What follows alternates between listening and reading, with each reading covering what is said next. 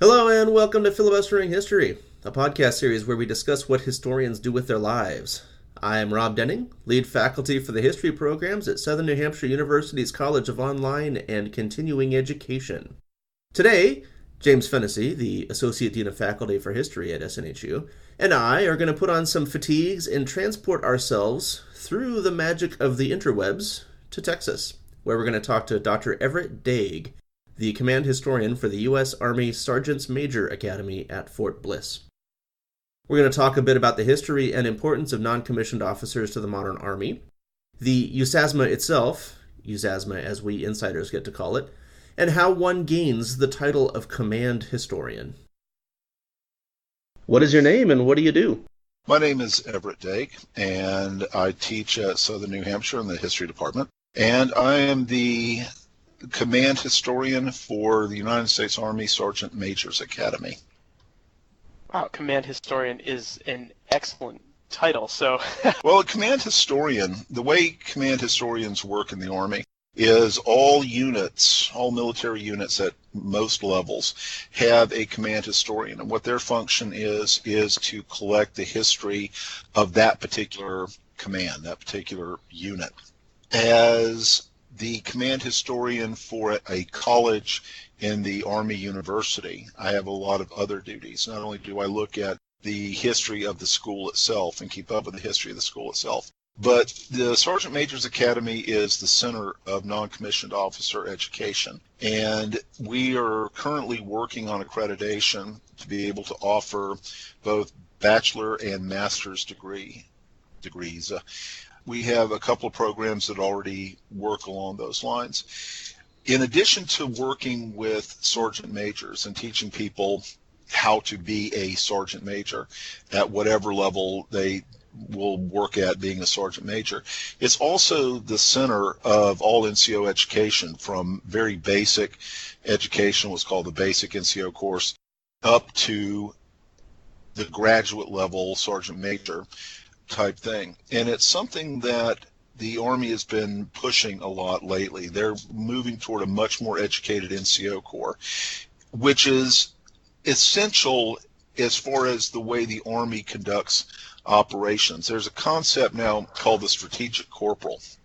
And the idea behind the strategic corporal is that in a world of 24-hour news cycles, if a corporal is in charge of a village in Afghanistan, for example, which is something you would not have seen 10 or 20 years ago, the decisions that corporal makes can have a worldwide impact. If a corporal makes a decision to pull a trigger, for example, because they misunderstand the situation, the president and whoever else might be on the phone within an hour of that sort of thing happening. So it's essential that we have educated non-commissioned officers and educated enlisted people. And education in the enlisted ranks is becoming much, much more important and much more vital to the success of the Army itself. The non-commissioned officer Corps and USASMA, the Sergeant Majors Academy, is actually in charge of all levels of education from E3 up to the Sergeant Major of the Army. So not only do I work with keeping track of the academy, keeping track of its evolution from an academy into a college, but I'm also working at all levels with NCO education, reviewing curriculum, reviewing course objectives, all the rest of that stuff, and making sure that the historical components are in accordance with what the Army wants out of education for enlisted people. Now, the Sergeant Major Academy is, as I'm sure you're aware, is less well known than, the West Points, the Citadel, those types of places. Yes. What is the just kind of a short history of that institution? How long has it been around? You've given us a sense of what the student body is, but what is the mission? Tell us a little bit about the organization itself. Well, the organization is in a state of change, as the whole attitude toward education itself is. That is one of the things. The idea of an educated NCO Corps is really recent. The school itself was founded in, I believe, 1973. And I've actually, one of the other things I kind of do unofficially / officially, is I'm the historian of the NCO Corps. And one of my mandates is to address exactly that issue that you just came up with. It's not as well known. The role of NCOs is not as well known. In a lot of ways, non-commissioned officer history is a lot like women's history, where if you go into the archives, you're going to find a lot of history that's written by officers, about officers doing officerly things. And the role of the NCO has really not been a subject that's been explored. There's a lot there that needs to be looked at. One of the other things that I also do is I talk to people at the University of Texas in El Paso, and to some extent at Texas A&M, because I've got archives. We have archives. No, I have archives. They're my damn archives. They're yours. Absolutely. And when we look at NCO history and NCO education itself, we're actually on the verge, I think, of rewriting a lot of what we know or think we know about U.S. military history. I've done a couple of pieces like that. I just got through writing a history of the NCO for the NCO handbook that is going out throughout the Army itself, TC 7.22.7, if you want to look it up. And I'll ask for a link for that later. I might be able to come up with one if they publish the thing that's come out. But thinking about what the NCOs are and I don't say inventing, but discovering the NCO history is something that is becoming more and more important. And USASMA is leading the way on that. It's definitely pointing out it's becoming the academic resource more than other elements of the Army College or the Army University, more than any other component out there. So one of the reasons I think that it's not as well known is because we're just now beginning to get into a component where more of the senior NCOs are coming into the senior NCO ranks with college degrees. It used to be in 1973 when they first opened this thing, something like 3% of the incoming senior NCOs that were going to take the Sergeant Major course had bachelor degrees. Now it's about 62%. You really cannot afford to have those strategic corporals making stupid mistakes. They've got to have that liberal arts background, that ability to think and understand multiple perspectives, which of course history does extremely well in order to make effective and correct decisions. So it's becoming more important, and I think that you will be hearing a lot more about it as time goes on.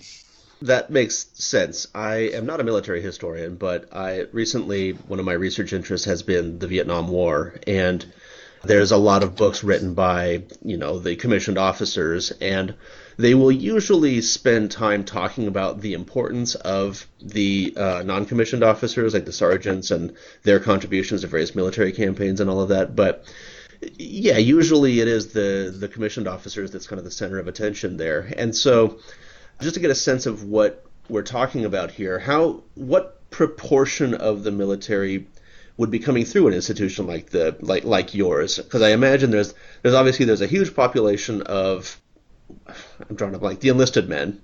Right. And then there's a pretty sizable population of commissioned officers. And then there's the non-commissioned officers, kind of this group in the middle. But do you have a sense of proportion-wise, how large of a population are we talking about, and maybe how many of them are going to be coming through your institution?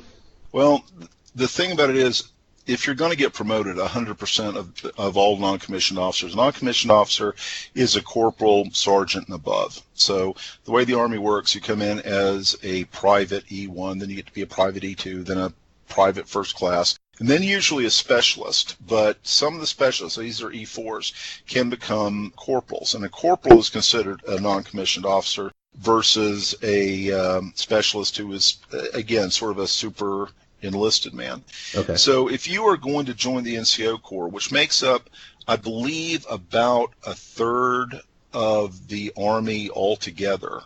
Oh, okay. Maybe even a little bit more. You're going to go through NCO education from the beginning on. And, the basic course is where you first learn the principles of being an NCO. A non-commissioned officer, the way that the Army is still struggling with a definition of what an NCO actually is, but basically you've got commissioned officers that receive a commission from the president, and you have non-commissioned officers Commissioned officers, the way it usually works, the description is they're the father of the unit. They will take care of the unit. They'll think about what the unit's supposed to do. They'll come up with plans and all the rest of that stuff. A non-commissioned, this is a really gross oversimplification. No problem. But a non-commissioned officer is the mother of the unit. They're the ones that take care of the men, make sure that the weapons work. They do the training on everything, so that when an officer steps in, when he says, Sergeant, do this or that, the unit is ready to go and do that. It's a little bit different, and it's changing a little bit as the NCO Corps becomes more educated. And it also is changing because it's achieving, and has achieved since Vietnam, a more professional identity. It used to be, after World War I, for example, that if you were a soldier, if you stayed in the service, especially after World War I, you were considered kind of a leech on society. In Texas, for example, insane people, convicts, and soldiers were not allowed to vote, because they were thugs, among other things. But that has changed a lot, and USASMA has played a role in that. Vietnam played a major role in that as well, and I think one reason why you get a lot of stuff coming from Vietnam from officers is because there really wasn't a formal training process for NCOs. I mean, basically, you came out of the enlisted ranks, you got really good at your job, and you got assigned to teach other people to do what it is that you did, whereas the officers, you had to have a college degree and all the rest of this kind of stuff. So you get NCOs, traditional old NCOs, that really have no use for education at all. In 1973, when they went to the all-volunteer force, one of the biggest things that attracted people into the military was free education or educational benefits. So beginning in 73, you're beginning to sort of change that. The World War II/Vietnam era, Korean War era NCO would oftentimes join the military, and he could rise all the way to sergeant major without ever setting foot in a college classroom. And as I've heard from many other places, he was the dumbest person in the room when it came to talking about strategy and tactics and what you need to do and all the rest of that stuff.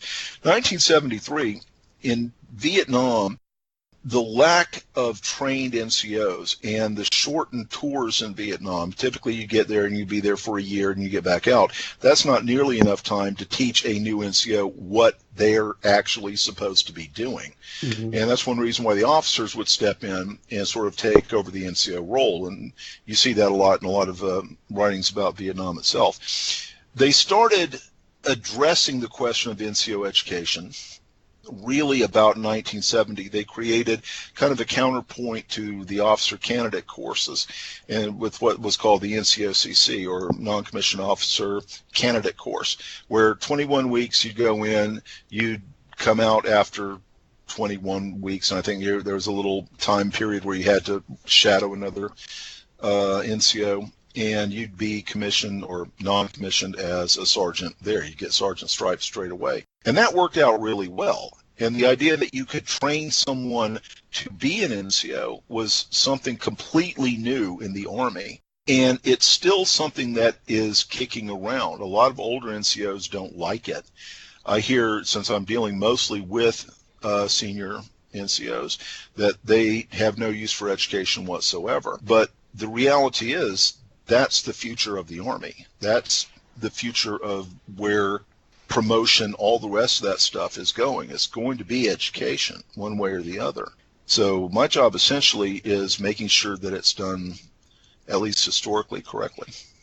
Well, this focus on education is actually a larger trend, not only with the Army, I imagine, given the breakdown that you just provided, but in the workforce itself. I mean, you have an entire generation of students that were raised on with a STEM focus, but so they have this ability to work through logic, to create these, to work with data. What they didn't ever develop were these critical thinking skills, this ability to connect with other human beings through a focus in the liberal arts and humanities.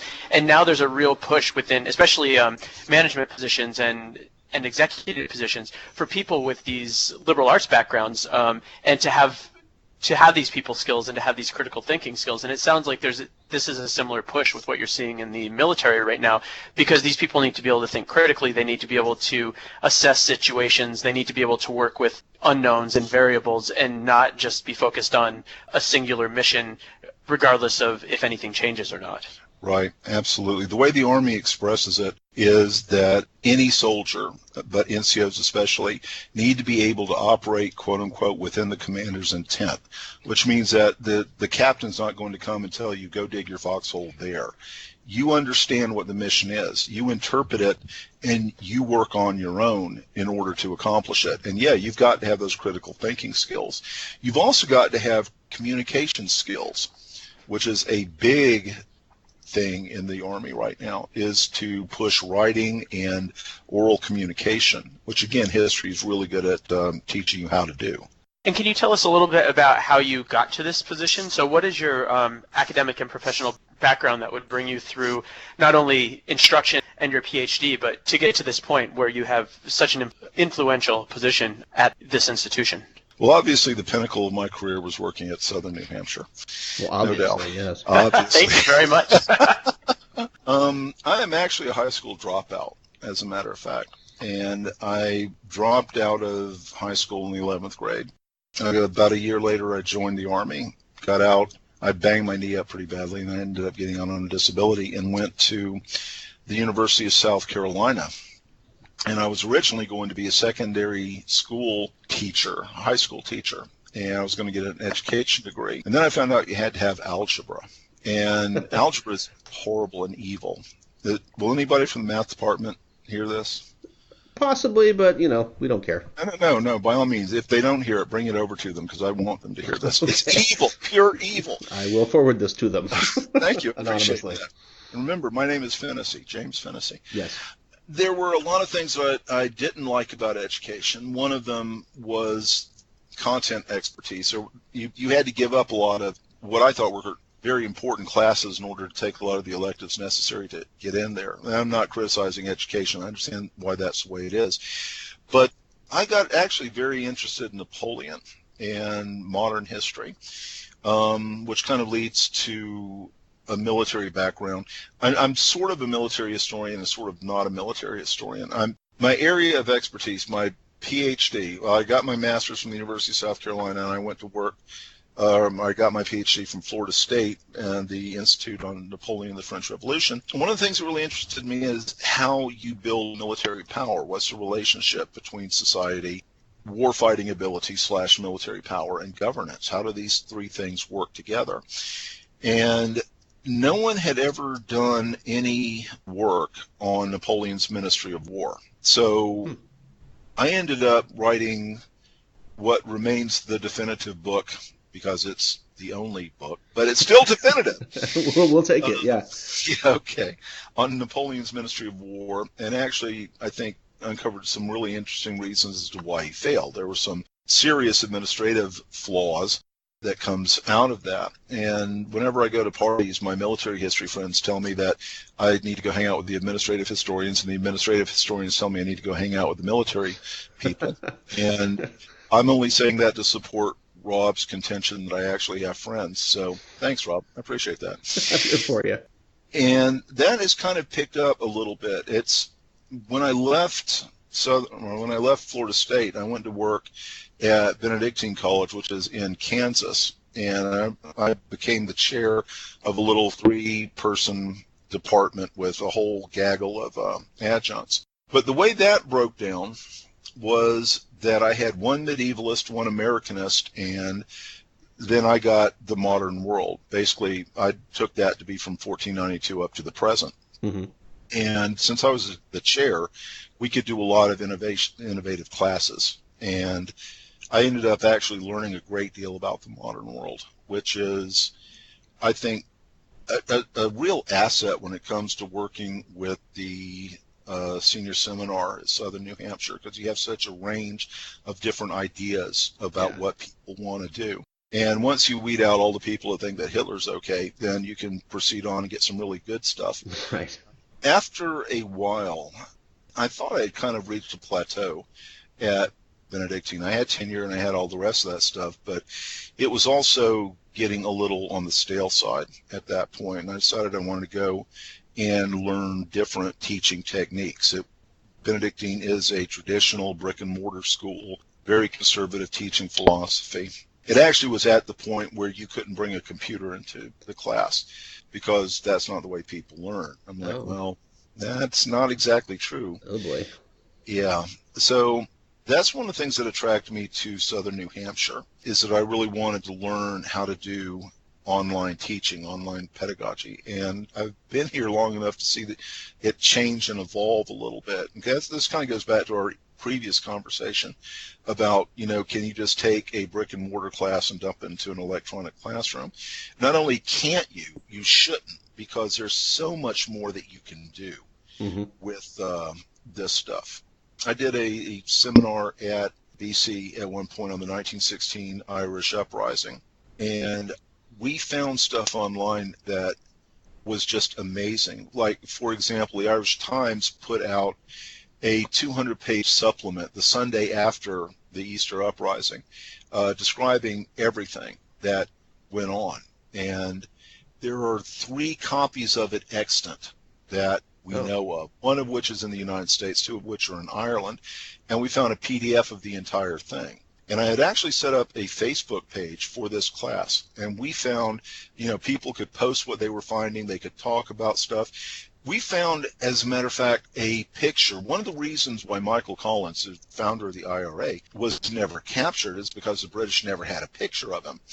And there's a monastery in Dublin that one of my students made contact with, and they had an archive.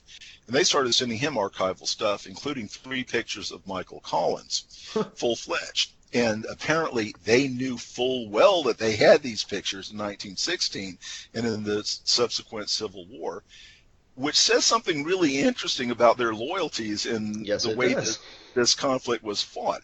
Yeah. And again, nobody had ever seen these because no one had asked these guys if they had any pictures.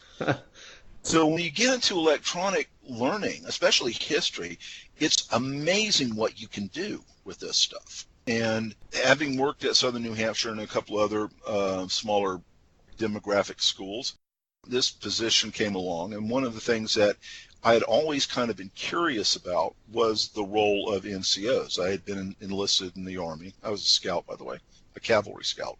So I get double plus for that. Yeah. By whoever gives out double pluses. I'll send one your way.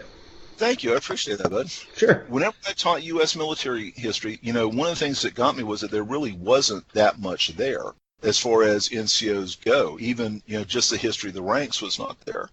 And one of the things that really interested me about this job was that it was a chance to build on something, a chance to really look at military history, U.S. military history, from a completely different standpoint. And so far, it's been very interesting as far as this goes. There's a lot of demand for this stuff. These guys are beginning to recognize their own professionalism and develop an educational system that reflects that. More and more stuff is coming up. So it's a very challenging and very interesting job. So do you think the things that decided in your favor when they were, when they decided to offer you this position, was it based on probably a combination of your military experience plus your interest in NCOs plus your experience guiding the department at Benedictine College? Is that kind of the stuff you think went into it? And the fact that I knew Rob Denning, that helped a lot. Well, I mean, I don't like to brag, but yeah. I think that had a lot to do with it. They were looking for someone that could both speak Army and speak academic. Yeah. And as they're making the transition from an academy, which is kind of a technical sort of a school, to a college, which is a more educational rather than training facility, there's a demand for that. I had a conference not too long ago about what we should call our academic dean, because there's no dean rank in the Army. And he's a civilian, so where does he actually fit in? I mean, you've got the dean of the Army University, and then you've got the assistant deans, but he's not really an assistant dean because he's doing something completely different. And we ended up structuring out a proposal that's going to go forward. And possibly he'll end up being an associate dean, which is what I think he should be. But, I hear a laugh. Why is there a laugh there? Well, none of us know what deans actually do, so. No. Oh, hi, Tennessee. Sorry about that. Well, it's the Army. No one knows what they do anyway, so it's okay. Right. I think there was a combination of that. Having been enlisted made a difference. The vast majority of military college people that are out there tend to be officers, especially with advanced degrees. Mm-hmm. And you really don't find a lot of enlisted people or ex-enlisted people with advanced degrees. So that was definitely a source in my favor. One thing that I ought to mention, USASMA is unique in the Army in one particular way. There are no officers associated with it. Commandant is a sergeant major. Everybody is a sergeant major. We've only got one officer, now that I think about it, associated. He's a chaplain, and he has to hang out at a different building. So being enlisted, I think that definitely made a difference. Okay, and so now that you have this position and you've given us a good description of what this organization does, what does a day in your life look like as the command historian for this academy? Well, this morning I woke up. The first thing I had to do, actually today's a bad day because it's just now like 10 o'clock or something. Another day. Okay. Yesterday, I ended up reviewing a couple of middle level, what's called ANOC or Advanced NCO courses. I ended up reviewing a lot of their historical components and their 3 or 4 sections of class. I collected some data that's going to go into the command history that has to be written every 6 months, although it really only has to be written once a month. I talked to a guy in Virginia for about an hour and a half who's also working on NCO history. I put together a prospectus on a book that is... Actually, I had a meeting this morning about that, and they no longer want a book, so I don't have to worry about the book component of things. I also had a pretty big fight with some people at the Center for Military History because they are coming out with the Center for Military History, which is one of 2 parts of the Army that deals with military history. One of the other is TRADOC, which is actually sort of what I work for. TRADOC stands for Training and Doctrine Command. They're the ones that say you need to make sure military history is incorporated into all levels of training. They're coming out with what they call the TAN series. And what the CMA, Center for Military History, does is they put out colored series on wars. World War II is the green series. Branch historians usually publish scarlet. They're coming out with the TAN series, which is Iraq and Afghanistan. And they had sent out a prospectus a couple of weeks ago looking for people to write either books or sections on books for this new series that's going to be published in the next 5 or 6 years. And they were looking for things like people that would write about dogs, for example, the role of dogs in war. Not really an encyclopedia type article. But one of the things that they did not have was the impact of Iraq and Afghanistan on the NCO Corps.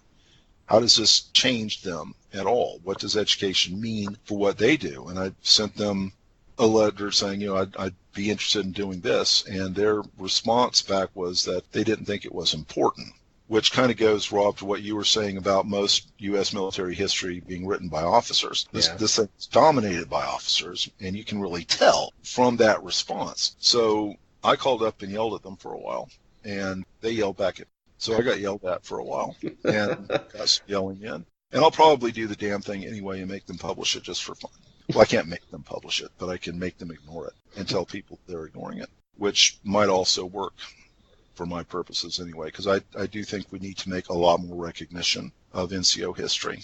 Okay, interesting. Yeah.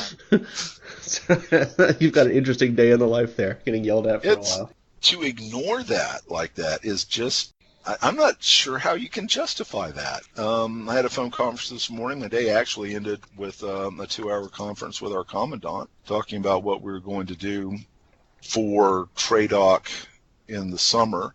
This is the book that they said they wanted. Now they're saying they don't want. They want something a little bit different. So what I'm going to have to do now, coming out of that meeting, is sketch out benchmarks on NCO history from, they want 1973, which is the end of the Vietnam War. I'm going to push it back a little bit and say we really need to start with the establishment of the Drill Sergeant School, which is 1962, up to the present, basically sketching out NCO education throughout that time period. So I might do that this afternoon, or at least a component of that this afternoon.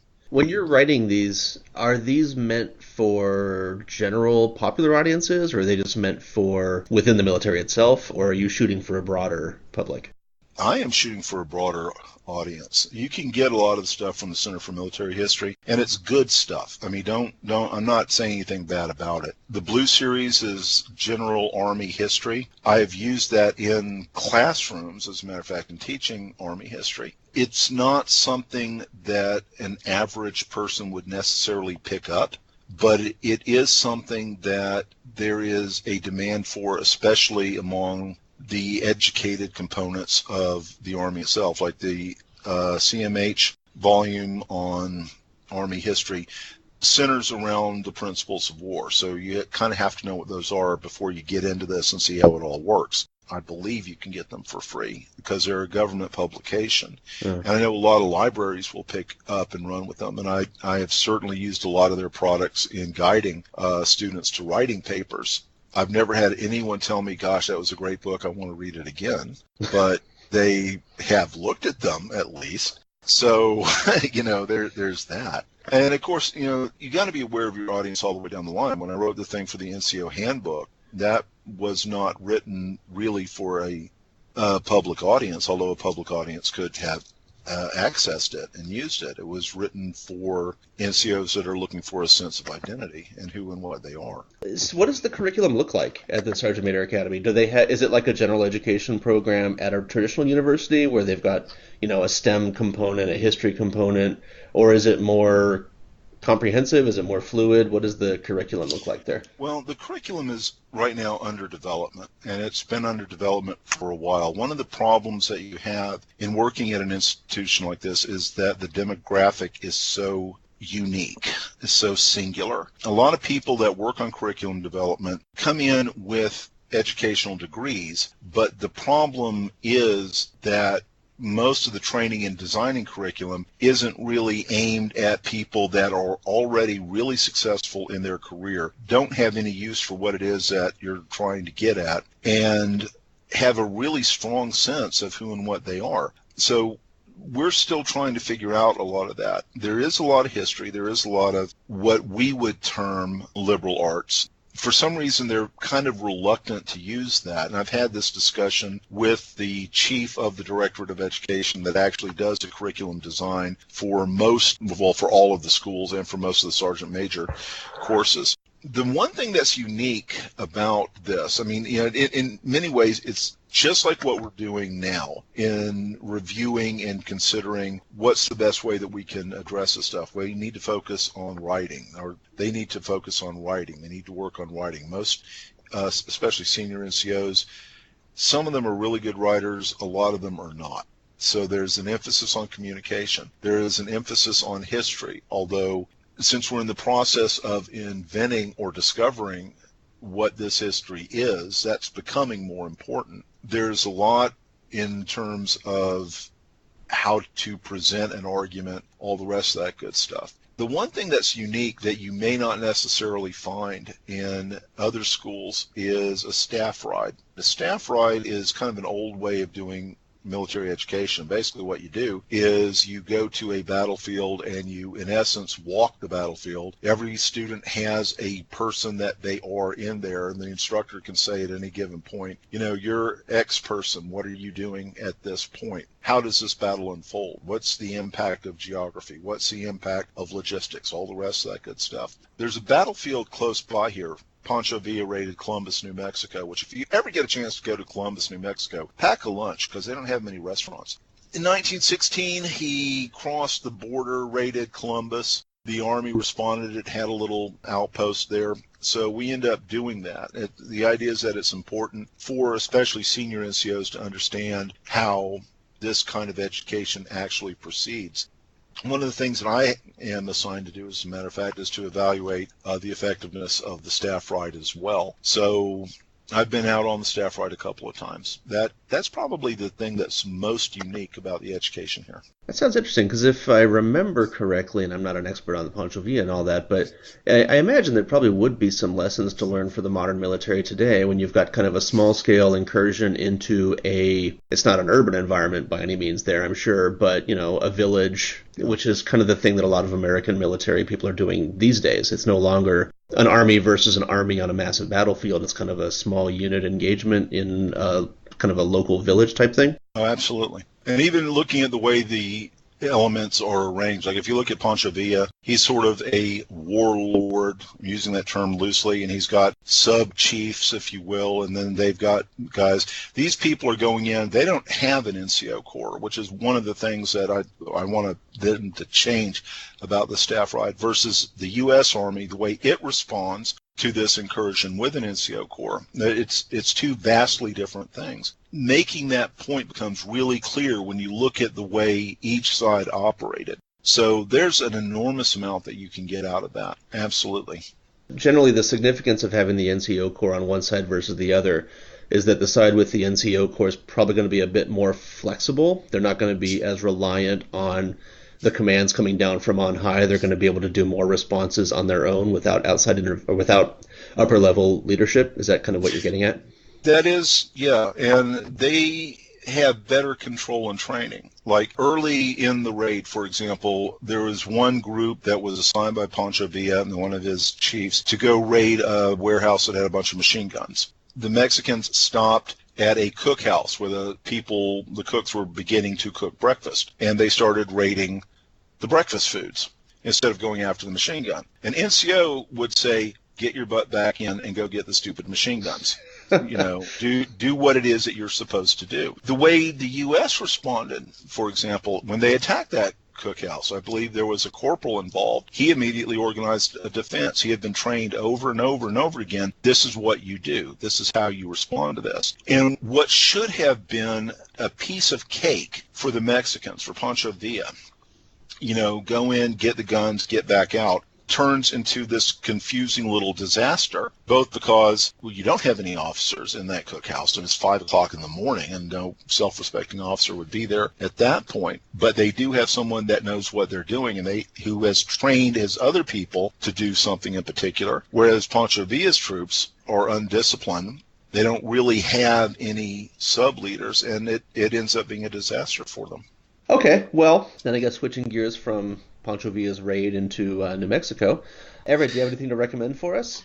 Actually, yeah. As a matter of fact, one of the things that I do, one of my functions, is to sort of not exactly oversee the museum, but one of the museum that's associated with the Sergeant Major's Academy, USASMA, as it's called, is the NCO Heritage and Education Center. And for reasons that are technical and bureaucratic, it can't call itself a museum, although it's a museum in any way you want to look at things. Okay. And, one of the things that we've been talking about is how to bring in the history of the NCO, which is a really nebulous thing if you want to display it through artifacts. It's more nebulous than all that. The museum right now kind of looks like an army museum. That doesn't really fit what we're needing. And one of the things that my chief curator did that actually worked really well is he was doing a display of Afghanistan and Iraq uniforms and what they look like. And he compared it to, and actually got the armor and brought it in, a Star Wars Stand Trooper. And pointed out how these two things looked very similar, and they serve similar functions. And that actually turned out to be a very attractive exhibit. I have to say, it's something I wish I had thought of, but I didn't. So I would definitely think about history, go to museums, think about artifacts, and think about how the artifacts are arranged, not only what you think they're going to tell you, but think about the questions that they're asking, and think about the relevance that a museum exhibit brings to your understanding of history, including challenges to assumptions that you may or may not have about history and the world that you live in. That sounds like a really cool exhibit. James, do you have anything for us? Yeah, actually. So a few years ago, one of my undergrad instructors who became a very close friend and mentor, and we're still very close today, wrote a historical novel called Shadows Walking. And basically his dissertation research was on Nazi doctors, which he found to be an extremely understandably so, is extremely depressing subject, and one that brought him to the point where he no longer wanted to pursue it as his PhD. So then he ended up, interestingly enough, going into a PhD that was focused on education and history. But this project kind of sat with him throughout the years, and then a few years ago he put it together, and it's the story of these two childhood friends that both became doctors. They both served in World War I. Neither one of them are religious, but one of them happens to have a Jewish background and the other happens to have a Christian background. It's the story of what happens to them post-World War I, how one is increasingly brought into the ideology of the Nazi Party, while the other one is obviously increasingly marginalized within society, and what ends up happening to the two of them. So it's a pretty fascinating book that politically is, as far as talking about extremism, talking about populism, is also pretty timely now. So it's called Shadows Walking, and the author is Dr. Douglas Scott. Shadows Walking. Shadows Walking. Okay. All right, I'll have to add that to my list. Yeah, me too.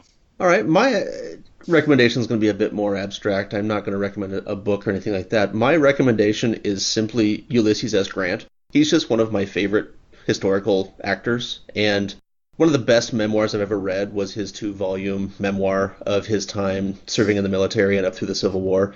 I wish he had talked about his years as president during Reconstruction, because Reconstruction is ultimately my favorite era in American history, so I wish he focused more on that. But luckily, there is all kinds of material out there on Grant during Reconstruction. And the thing that that makes this timely is Ron Chernow recently published a new biography of Grant, which, of course, as with all Ron Chernow books, is a massive doorstop book. But it looks really interesting, and I haven't read it yet, but I have listened to interviews conducted with Ron Chernow where people talk about it, and it sounds like he has some really interesting things to say. Ron Chernow, as everybody knows, his biography of Hamilton was turned into that massive musical, and so I'm looking forward to seeing some kind of musical about Ulysses S. Grant and his era before the Civil War, during the Civil War, and as president, because I can only imagine that the song about the whiskey ring, I'm sure, will just be epic, and so I look forward to all of that. That would be fantastic, and then you would have a musical based on Grant, but then you would have to have some type of spin to it, too, like an all-Filipino cast or something like that. That's true. It would have to be some type... The genre would have to be something unexpected also. They can't do rap again. It would have to be something completely off the wall. How about an emo, all-Filipino cast of Ulysses S. Grant? That would be awesome. Just called S. Yes. Dressed in cat costumes. Mm-hmm. I look forward to seeing the rhymes about credit mobilier. Exactly. So what I'm going to do right now is then bid the two of you adieu, because once I write this and make my millions off of this musical idea, I will remember the source of the inspiration. But does that mean we get a cut of it, or you'll just remember us? I'll name you both executive producers. Nice. Thanks. I appreciate that. Yeah. We'll get named in the acknowledgments somewhere. I look forward to that. There's nothing worse than being named in an acknowledgement, but not receiving any money, right? Nobody ever raised the acknowledgments. On that note, Dr. Dague, thank you for joining us today. Well, thank you guys for having me. And thank you all for joining us today. To hear more words of wisdom from Everett, check out his presentation on the history of Halloween in our History Soundbite series. If you have any questions or comments on this podcast, or suggestions for future episodes, please send me an email at snhuhistory@gmail.com. For James Fennessy and Everett Dague, I'm Rob Denning. Rock on with your bad selves. So I love you too, buddy. Appreciate that. I need to hear that now and then. Tell you it every day. I know. It's getting it from James just isn't enough sometimes. Sometimes I need a neutral third party. We settled into this relationship. It's totally healthy. If I remember correctly, is your actual job title, is it chief historian? It is command historian. That's an even more powerful title. That is. You like that? Yeah, that's good. Yeah. It actually is less meaningful than you think it is, but it does sound yeah. Well, we'll go with it. Okay. Aren't all of our titles? Indeed. Yeah, that's true. lead faculty makes it sound like I'm some great leader of men or something, when Where no, are you reality, leading? I just sit here. Yeah, nowhere. That's my friend, Mr. Denning. I have one job to do. One job, and that's to sit here and ask 2 questions during podcasts.